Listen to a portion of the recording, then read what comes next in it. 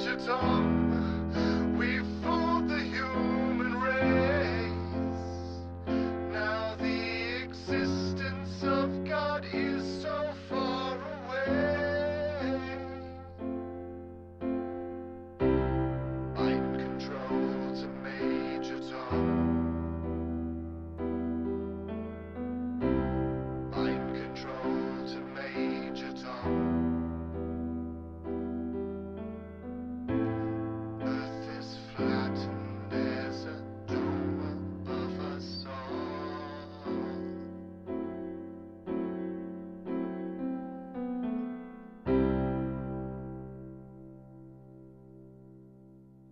Mind control to Major Tom.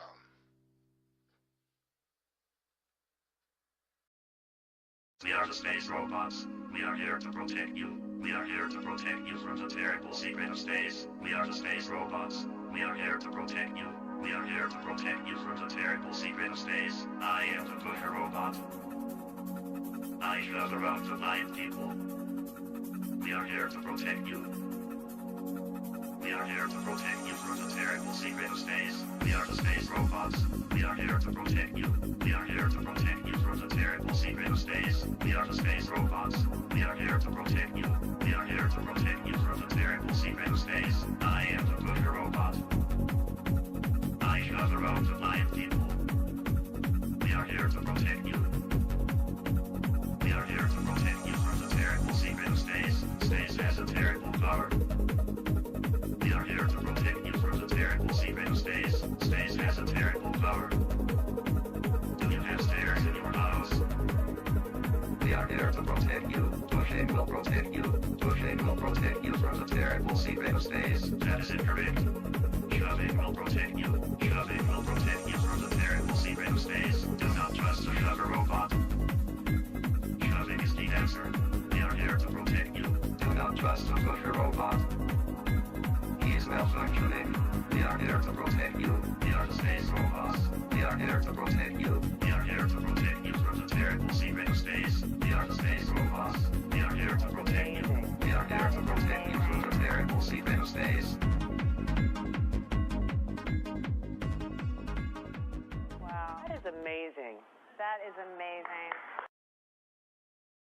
That is amazing. That is amazing.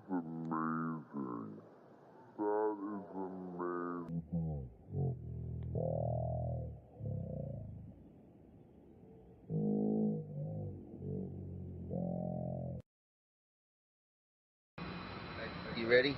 Okay, just keep telling me. Move back. Here we go. My hand looks like, oh, look at that, yeah, oh.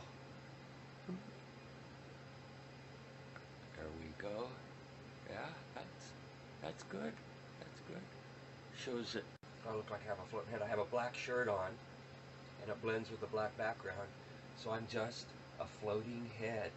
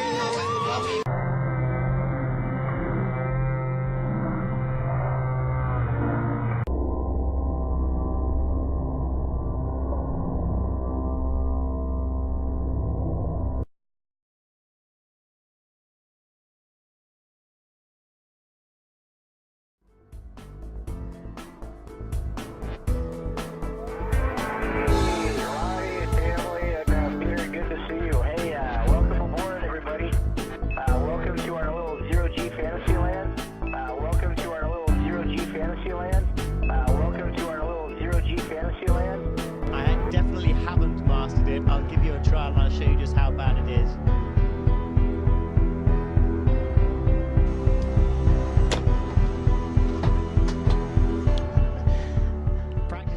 At first this looks like a full motion scene to me, but on closer inspection I think this is a suspended mode scene.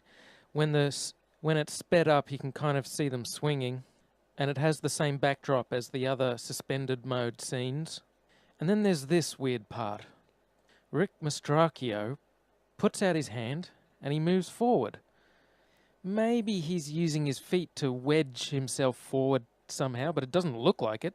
The floor is smooth. His foot is behind that blue handle that's attached to the floor that he keeps both of his feet under and keeps shuffling back and forth on. He sticks his left hand out and then he just moves forward. He is Superman. That's how Superman moves forward. He sticks out his arm and he flies. The extended mode is much quieter than the full motion mode. In full motion mode, you can actually hear the sound of the jet engines, the engines of the airplane. In every single scene of full motion mode, in every segment of the International Space Station, you can hear this loud sound, the sound of the jet engines. You could argue that it's the air conditioning system. Not even an office air conditioner is that loud.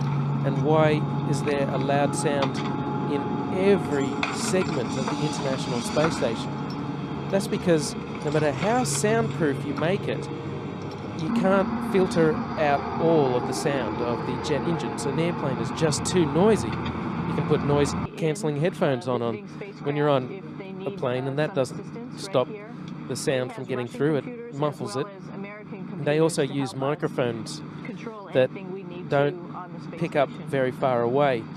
If you have a look at this scene here, you can see that when the microphone's in the middle, pointing towards the guy in the middle, you can't hear the sound of jet engines as much, but when the microphone goes to the guy on the side, you can hear the sound of jet engines.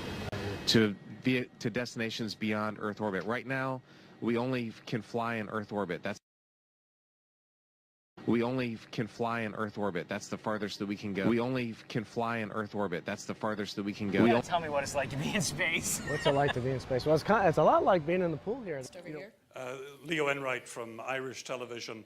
The Unmanned Spaceflight website has coordinates for the landing that go down to something like 5 decimal points. I just wanted to confirm with you that you do have those sort of coordinates. And am I reading those coordinates correctly when I see that it looks as though you've landed within 500 meters of the skirt around the mountain? That, I mean, you're really very close to the mountain at the closer end in the landing ellipse, and possibly within striking distance of the phyllosilicate trench. I can't confirm that.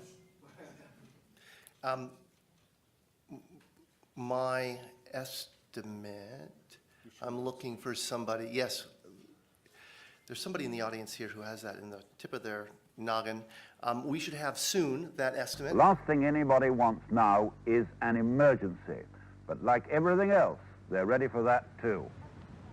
Once the crew are on board, if it looks as if they're in danger, they get out and head down this tube, specially insulated against fire, and zigzagging down not to some point out and away from the rocket, but to an escape room exactly where you'd think it shouldn't be.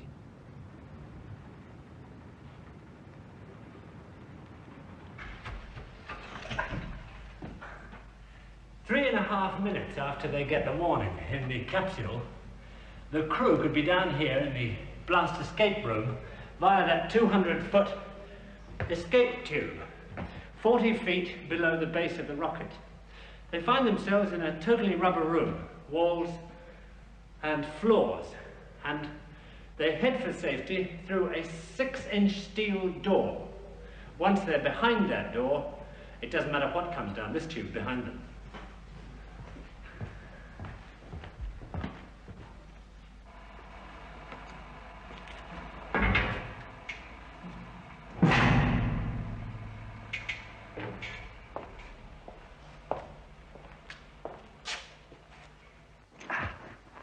On this side of that door, the rarely seen blast escape room itself.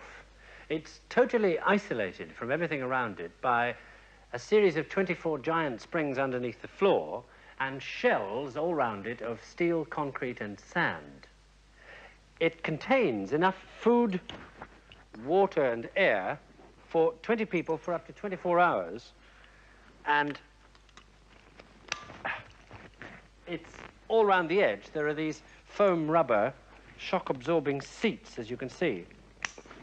The room is built to withstand the simultaneous explosion of every drop of fuel on a Saturn V.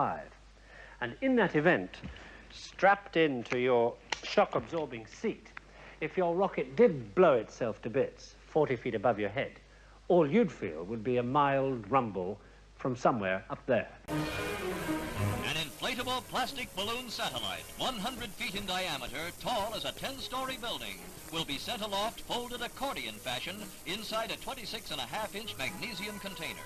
The latter is mounted in the nose of a 3-stage 92-foot Thor Delta rocket.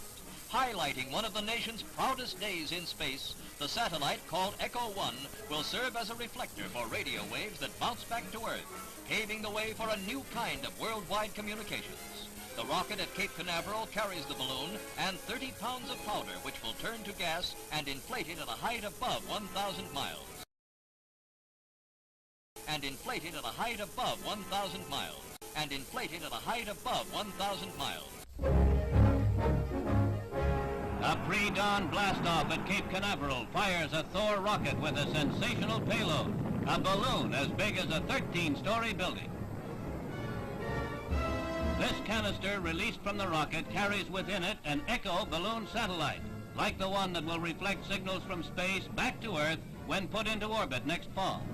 Remarkable cameras carried aloft by the Thor record the brief life of the largest satellite yet, as it goes 922 miles into space. The experiment is a complete success. Taking a look at supposed astronaut Scott Kelly wearing a gorilla suit, phony CGI. Now again, clowning around in space with this garbage. They're going to pack up this phony tux. They're going to pack up all these cameras, a gorilla suit with that canopy, the guitar with Chris Hadfield, the chessboards, the phony baloney ball Earth. I mean, all these gadgets and gimmicks. What do they have? Whoopee cushions in space. They have Easter eggs. They have these stuffed animals, these toys. And I'm taking a closer look at this, and this is nothing more than mockery. And of course, Pig is the arch enemy of Angry Bird. And Angry Bird had some eggs. And Pig stole the eggs. And don't ask me how I got the eggs on Space Station. The technology, and in fact, it's probably just a very easy, convenient cover story. It's like, oh yeah, we keep this gridded blue screen around that happens to look just like essentially something they would use with ORAD virtual set technologies, and we just keep it around so we can throw ping pong balls at it and stick them onto you know, a non-existent you know, whatever the excuse is. So water is also very dangerous on the space station because we have a lot of electricity, so we need to be very careful not to spill it. That is amazing.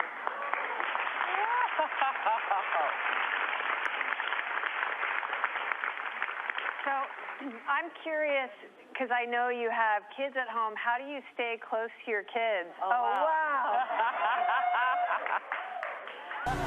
So water is also very dangerous on the space station because we have a lot of electricity, so we need to be very careful not to... Just putting some hot water, squirting it onto my scalp. And I have a mirror here so I can kind of watch what I'm doing. Sometimes the water gets away from you, and you try and catch as much as you can. Wilmore will install a protective plate over that location that will be flush to the surface. When you looked up at the sky, could you actually see the stars and the solar corona in spite of the glare? We were never able to see stars from the lunar surface or on the daylight side of the moon by eye without looking through the optics. I don't recall during the period of time that we were photographing the solar corona what stars we could see. I don't remember seeing any. And interestingly, National Geographic was one of the prime media to present photographs of astronauts cavorting on the moon. So to summarize, what American citizens are confronted with is this enormous propaganda machine. For example, the U.S. Air Force has the largest movie studios and more equipment in San Bernardino than any studio in Hollywood.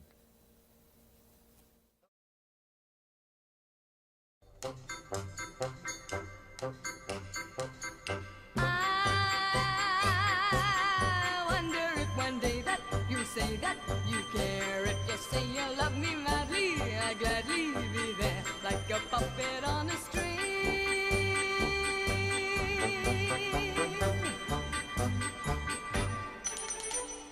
Love is just like a merry-go-round with all the fun of the fair. One day I'm feeling down on the ground, then I'm up in the air. Are you leading me on? Tomorrow will you be gone?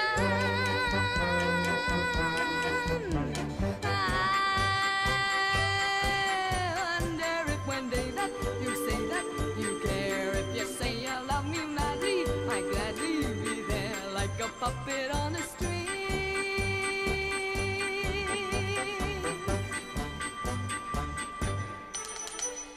I may win on the roundabout, then I'll lose on the swings. In or out, there is never a doubt just who's pulling the strings. I'm all tied up in you, but where's it leading me to? I wonder if one day that you say that you care, if you say you love me madly, I'd gladly be there like a puppet on a string.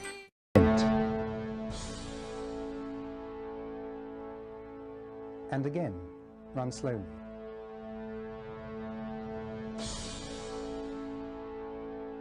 And once more.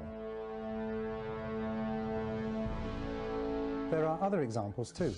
This one is from Apollo 17 during the flag scene. You can see the ping at the top of the frame.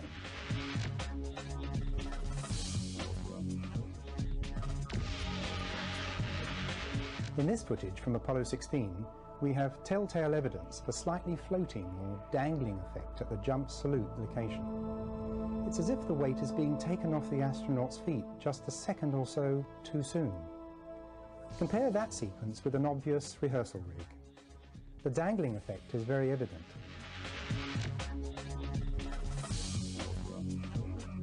And here again, from the same mission, Apollo 16, we have an astronaut who is about to get up. Give me a hand. Okay, here we go. Let me give you a hand, he says. There goes back. There goes another back. Back. Coming. Look at it again. The astronaut is getting up with the wire taking the weight. When I was talking with the gentleman from Belcom, and we were discussing the lie, everything he was telling me was different from what we were being told was the truth. And at one point I asked him, I said, man, you guys, you lied about a lot, didn't you? And instantly he said, no, we didn't lie about certain things. We lied about everything. None of it was true. We only have one window that has a view of the Earth, and it's filled up with a TV camera. If the window was completely filled up with a TV camera, as he stated, then an astronaut's arm would not be able to get between the camera and the window, as it obviously does here in this outtake. South America becomes invisible just off beyond the Terminator or inside the shadow. You can also notice how the astronaut operating the camera reacted to the mistake by attempting to pan away from it. Blue gas, see white bands of major cloud formations across the Earth. This is a segment that they believed wasn't even being recorded, much less suitable for broadcast, for the lens was being zoomed out and the scene was being changed to that of an interior of the astronauts at work, and apparently the stop button popped back up on the recorder without notice. Here is the diffused work light that they used to see camera controls, but not throw light onto the spacecraft's wall. Here they remove part of the crescent insert.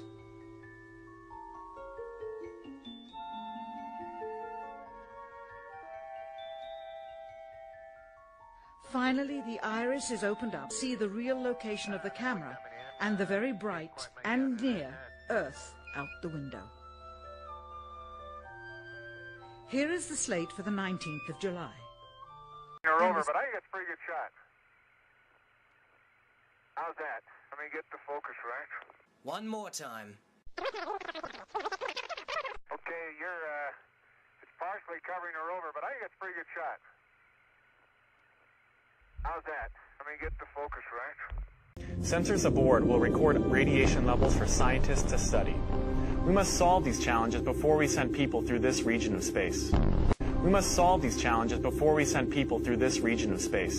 Doesn't have it either. The Smithsonian doesn't have it. Johnson doesn't have it. Right. We've been unable to track it down. I mean, we don't know where this telemetry data ended up, and we don't know what path it may have taken. So, unfortunately, I'm afraid I can't really give you much of a clue as to where this data ended up and whether it still exists or not. Closer look at the supposed two images provided from NASA of Jupiter. Here's the problem again: 2016, 2014. What's the difference here?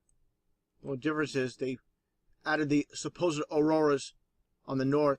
And this is nothing but a Christmas tree. Give me a break. Take a look here. I mean, all the clouds are in the same exact position. Just the 2016 image is a bit, I would say, darker. This is a bit lighter in 2014. Here's a side-by-side. I mean, people can't see what's taking place here with NASA. Nothing more than fakery. I mean, give me a break. This is a complete insult if you have a brain in your head. Droppo! Droppo, you rascal, where are you?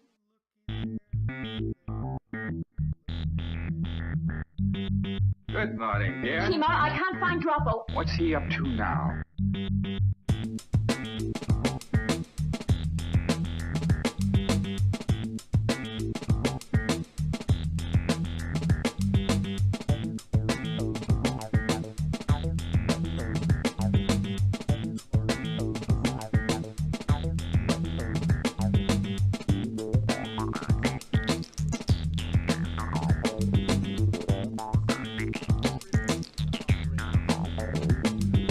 Papa.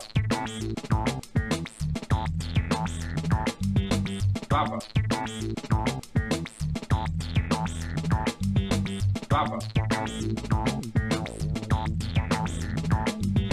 Papa.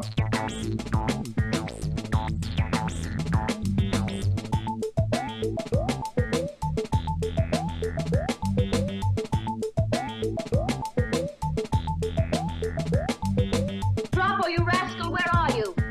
Droppo, you lazy good-for-nothing, where are you? Droppo, you rascal, where are you? Droppo, you lazy good-for-nothing, where are you?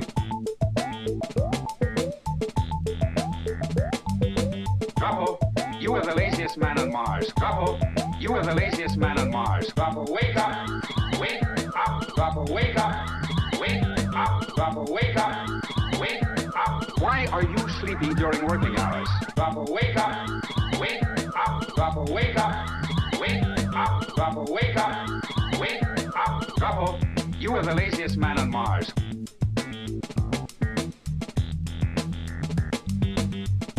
Stand up. Stand up. Stand up. Stand up.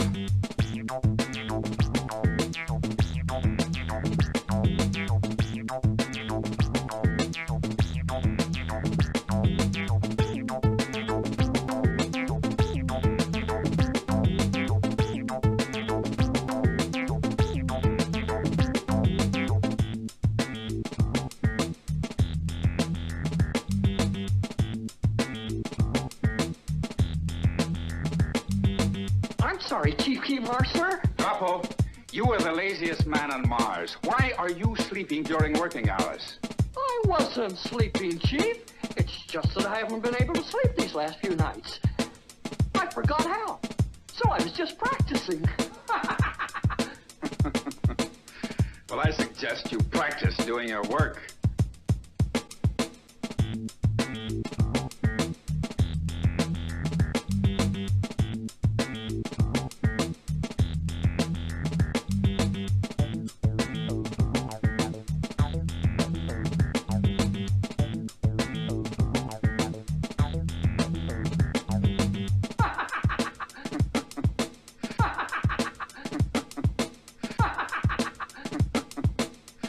I suggest you practice doing your work.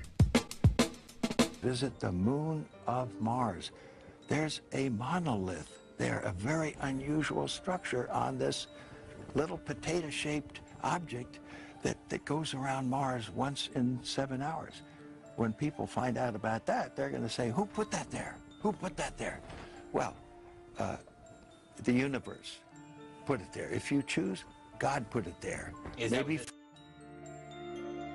So I keep digging a little bit deeper, and I finally get underneath this cloud cover here, and a few images pop up. And I say, oh, images, what are they?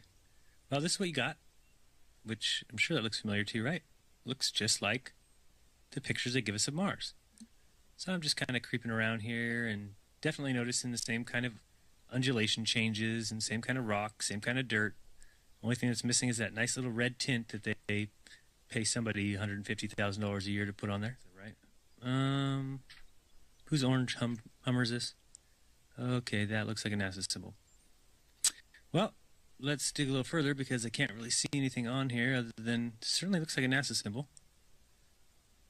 And I can't read that. Tried.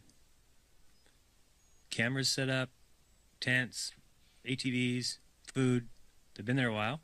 It's not a one-day trip. Got their antennas set up out in the middle of nowhere in Greenland. Another ATV, a leveler equipment. So I'll keep kind of going through here and see if it. What the?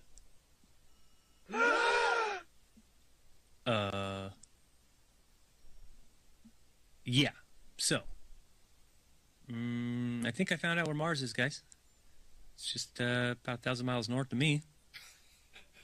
Not quite the distance that NASA says, but I can't find anybody who's in charge of this. They must be hiding behind these rocks. Oh no, there they are out in front of everybody, just standing there. Lovely. Clown number 1, clown number 2, and clown number 3. This thing's just driving around taking pictures. Unbelievable. Actually, if you ask me, it's quite believable. But what do you think? Are they sending scientists up on ATVs to practice on the rover in a remote island in Greenland? I doubt that, highly. Math and science were kind of my favorite subject. I didn't really like English in reading too much, but I've since grown out of that, and I enjoy reading now. And I played a lot of sports. And all of that happened in a little town called York, Maine, across the United States from where we're talking to you right now. Or watch it in slow motion. I'll kind of point those out, but just so you know, be prepared for those. Now, pay close attention to this helium balloon. Oops, did I say that? I meant shuttle. I want you to pay close attention to the launch pad below, and I'm sure you've seen before the roll program that the shuttle goes through or rolls onto its back. So here you see some cameras pointing straight down at the launch pad. During the roll program, the cameras should now be pointed away from the launch pad. You'll see here's the roll program. You'll see the sky changing as it rolls. Now let's see where the cameras are pointed. Well, what do you know? Pointed directly at the launch pad, exactly where it took off from. Just another sign of deception, and we can turn to this camera, and it's still looking directly down straight at the launch pad. What happened to its rolling on the back? So, hopefully you're starting to see and get the feel for what kind of video this will be. I'll be pointing out the errors, and you all will become like me, and never again see a launch the same way. Many will say this video is proof. Yeah, it's proof alright. Proof that we have all been taken for a ride. Now, watch here when we see we're looking at the right side of the ship there. And also in this next scene, we're going to be looking at the right side of the ship.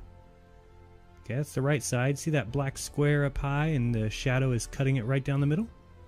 shadows about halfway through the bottom of the orbiter, until we go back to this view. Again, we're on the right side of the ship. There's the black square way up high. There's no shadow at all. Shadow again, moving across the bottom of the orbiter, but again, we saw it wasn't on the other side.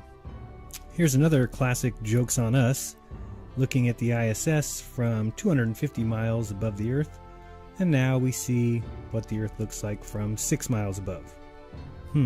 Should they look the same? I don't think so, Tim. But, speaking of Tim, let's watch Tim Peake fake his trip to space.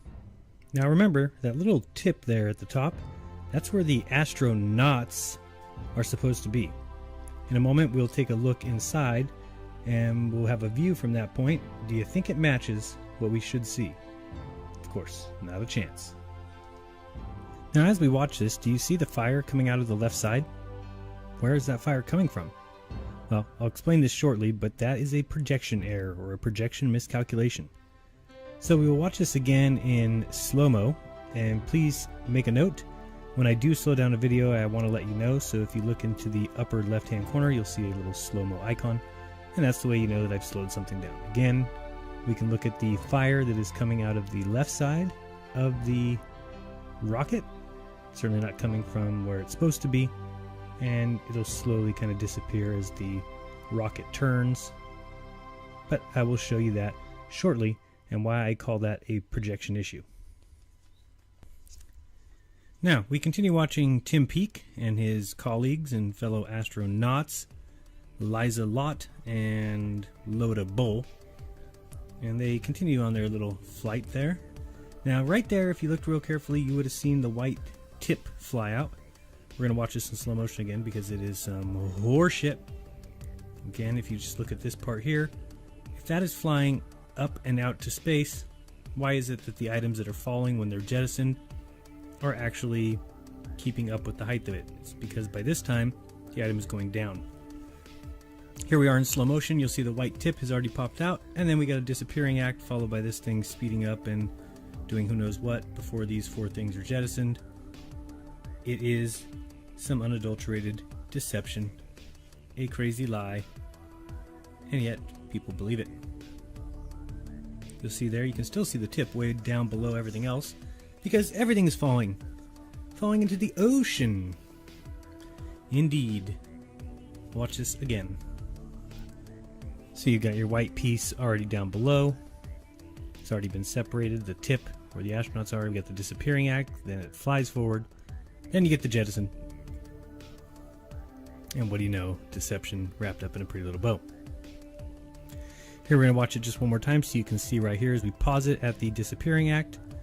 Where did everything go? I don't know. Guess they went to orbit or space or something. You know how that goes. And then it comes back. And again, how do you spell deception? N-A-S-A. Here we got the three gentlemen in the tip. Now, see if you follow me here. Remember that thing took off standing upright and then leaned forward or leaned back, whatever, because then it was going in a straight formation.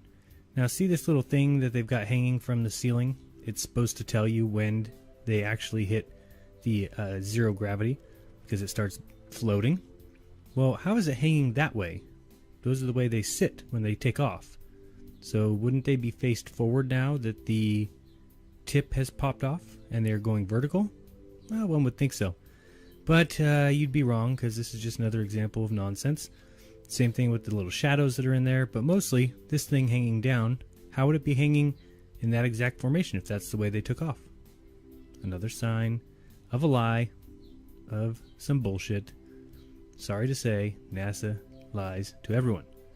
Here in a second, we're going to actually see this craft hit so-called gravity.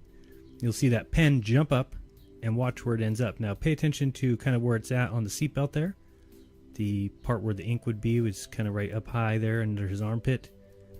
So do keep an eye on that little dangly doohickle there. It is going to be important if you look at its location.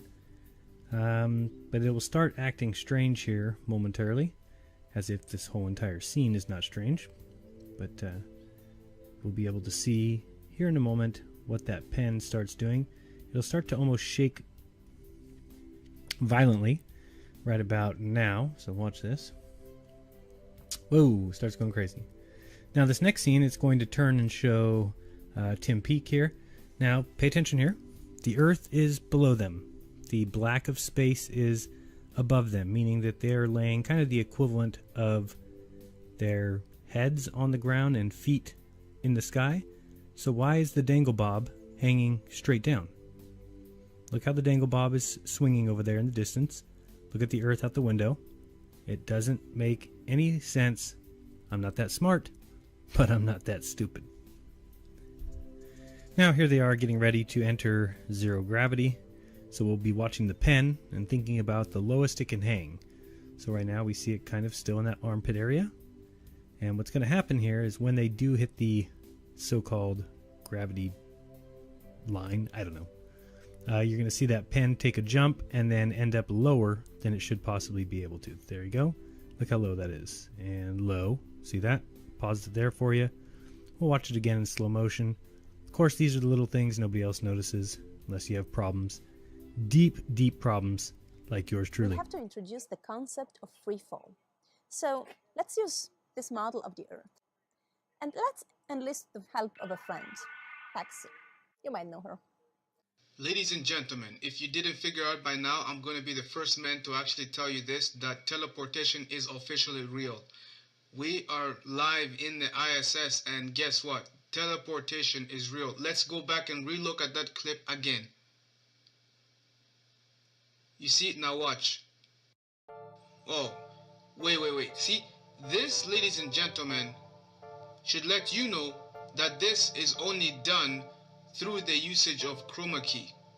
This is chroma key technology. This is green screen or blue screen technology. That's what is being utilized here. This is simply virtual reality that is actually being fed to you, and you're taking this virtual reality, making it the reality. When in fact all this is simply just virtual CGI, computer generated images that are simply being utilized to aid with these missions of the ISS. Now, I'm going to make this as short as I can.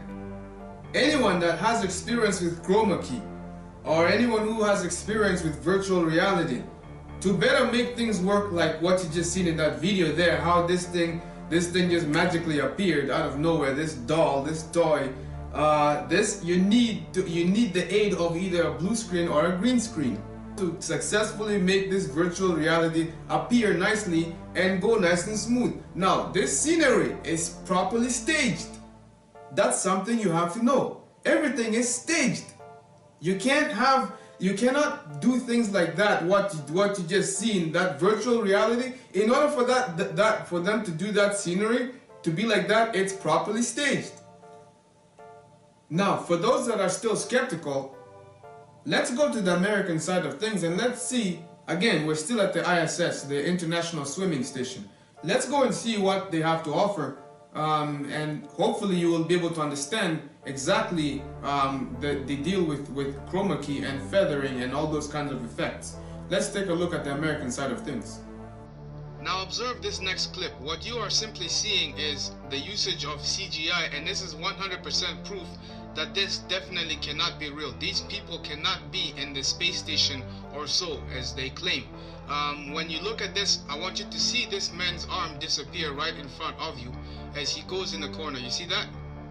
Once again, first of all, you may think that your eyes are simply tricking you, or you are probably just seeing things and it's not real, but I'm assuring you right now, this is very real. This is the footage that's been obtained from NASA itself. So what you are seeing, this is a raw footage that has not been tampered with. This is directly from the so-called ISS, the International Swimming Station. So you decide for yourself.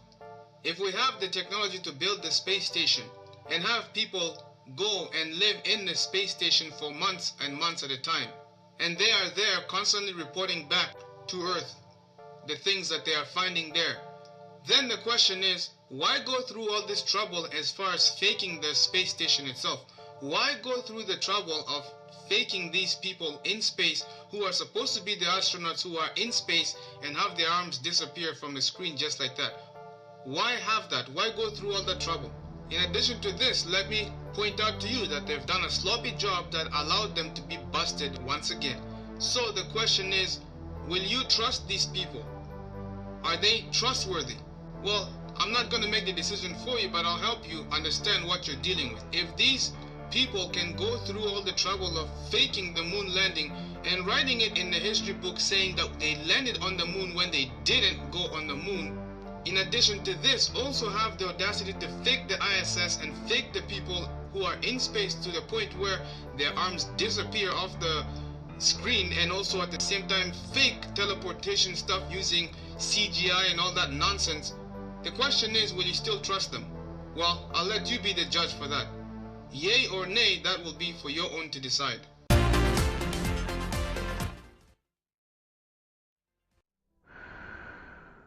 So this has been something that's been nagging away at me for quite a few weeks now.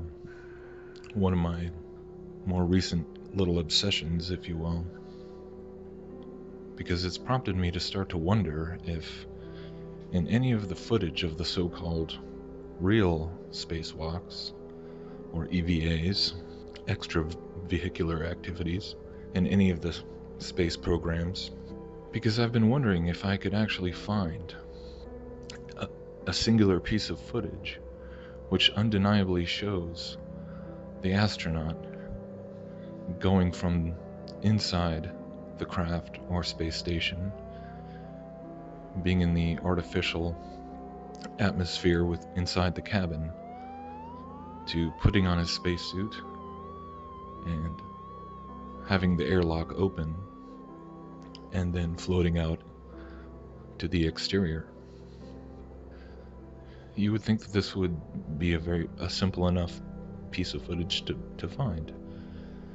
After all, 2015 marked the 50th anniversary of the first EVAs in history. That's 50 years of spacewalks now.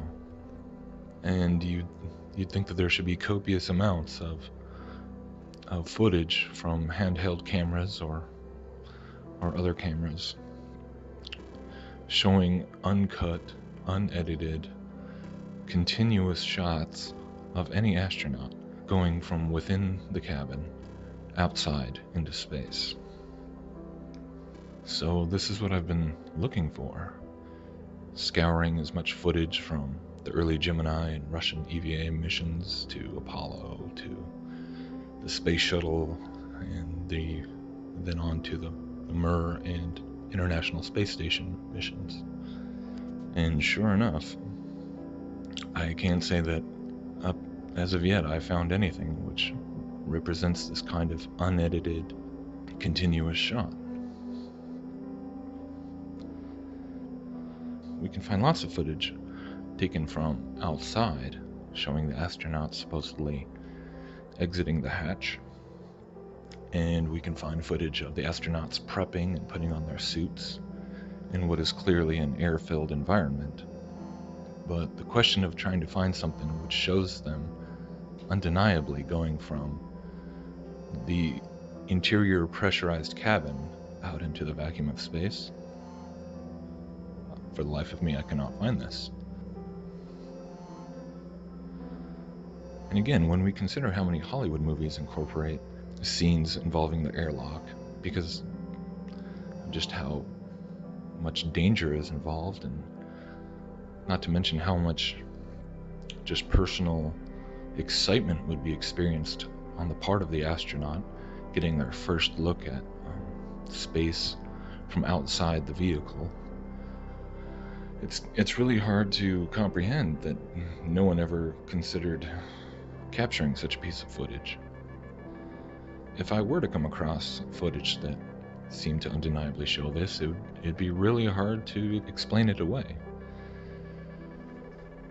It would be a really difficult thing to fake.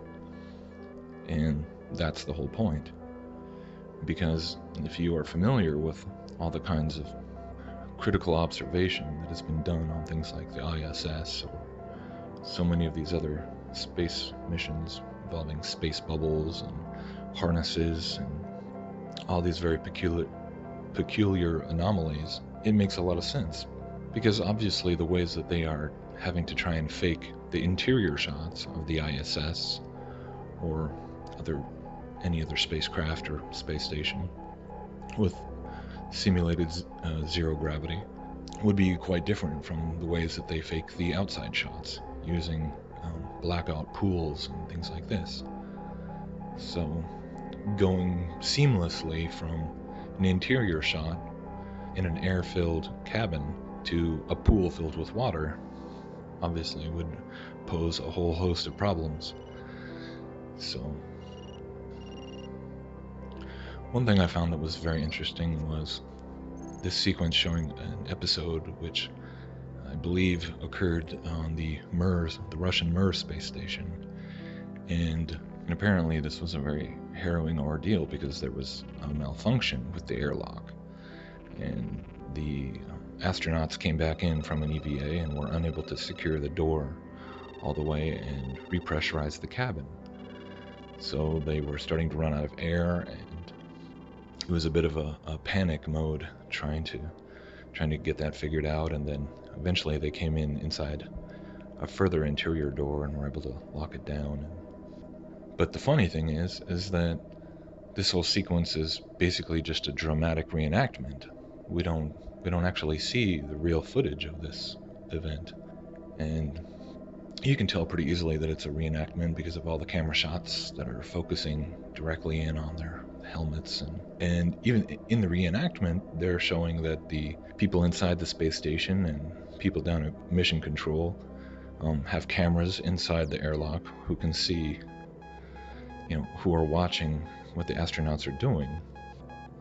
So you would think that the real live footage would be perfectly available from all kinds of angles and would make for a much more realistic portrayal of this event. So the question is, why would they reenact the whole thing if instead of just showing the real footage? So by itself, I suppose this whole question might not be a definitive proof all by itself that they are indeed faking these spacewalks and space stations and everything, but I find it to be another very interesting example of these kinds of proofs by way of omission. Just like we never see astronauts pulling 360s out in space with a handheld camera, or the same thing on the moon. They never do a 360 and do a panoramic shot. Hello, Star Wars fans. This is Flight Engineer Rick Mastracchio of NASA on board the International Space Station. Today is a very special day for all. Looks like we're having some communication issues. Looks like we're back now. To everyone on Earth from the International Space Station, may the 4th be with you. This pen is floating. How crazy is that?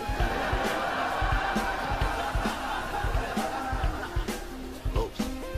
You realize you just laid your ass off to your wife and your mother. You don't have to shout, Raj. It's not like I'm an astronaut floating around in outer space. So wait, I am.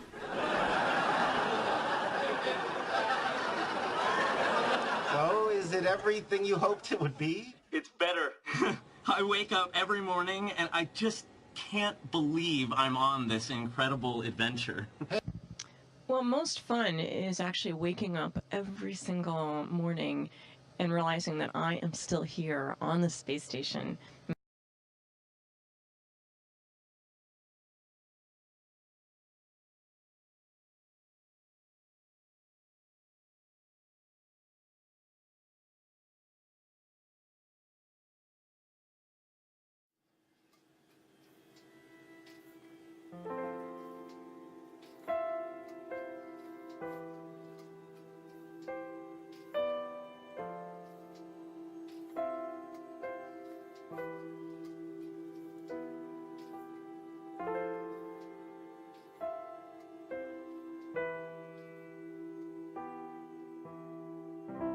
Ground control to Major Tom. Ground control to Major Tom.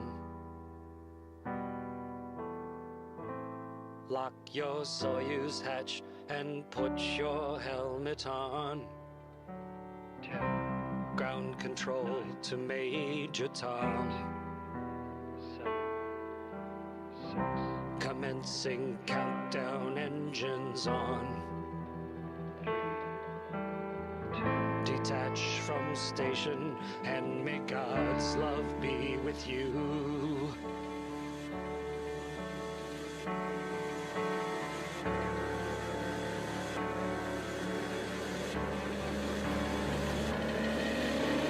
This is ground control to Major Tom. You've really made the grade, and the papers want to know whose shirts you wear. But it's time to guide the capsule if you dare. This is Major Tom to ground control.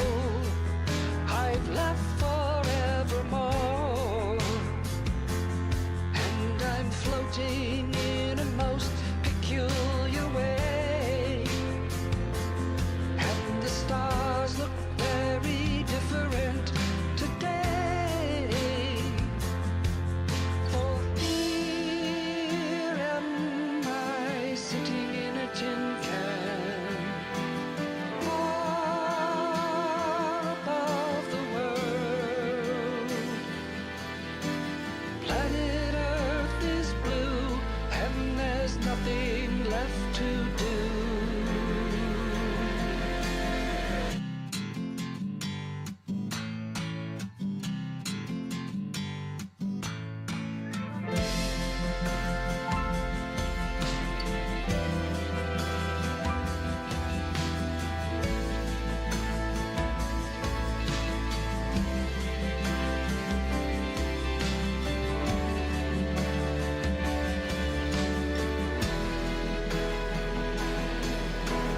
Though I've flown 100,000 miles, I'm feeling very still. And before too long, I know it's time to go.